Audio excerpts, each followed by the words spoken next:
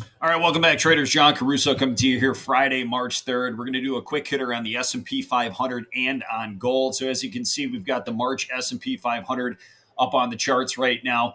Saw this big channel higher since the start of the year. Market was up about 6.5%. Then we broke down through that channel, and we've been working our way lower here ever since. We did get a reversal day yesterday, a strong low off of about 39.23, and we're seeing some more follow through here today. We did just get a heater of an ISM Services PMI number that came out 55.1 versus an expected 54.5. So why is that important? ISM Services is the last component of CPI that is really yet to start to peak. So it's a little surprising that we are trading higher right now, but all I'm seeing is that we are basically just retesting the top edge of this consolidation zone that we've been in. I do have an overbought signal down here in my oscillator at 97. I've got red candles here on the charts, which is telling me negative momentum. So what I'm thinking here is this is a pretty decent place to start looking at resetting some sell side strategies for another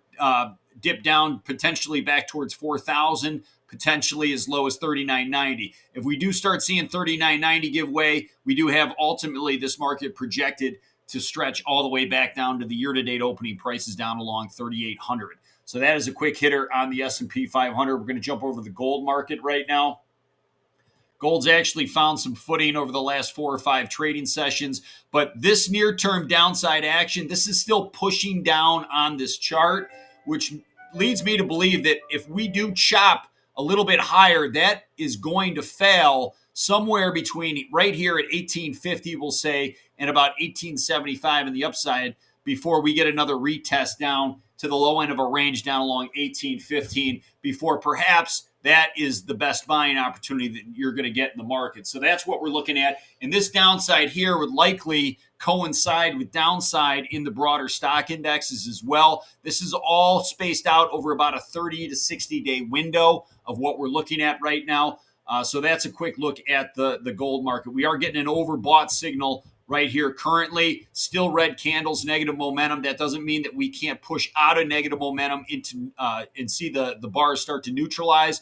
But ultimately, I do expect this cycle here to continue to push down on this chart. And then if we get a dip down over here along 1800, I expect that this bigger cycle over here, this positive momentum that we saw since the back end of last year, to start to take over and to push gold prices higher. So that's quick hitter look at the April gold and, of course, the March S&P 500. Best of luck to everybody out there. We'll catch you back here next time.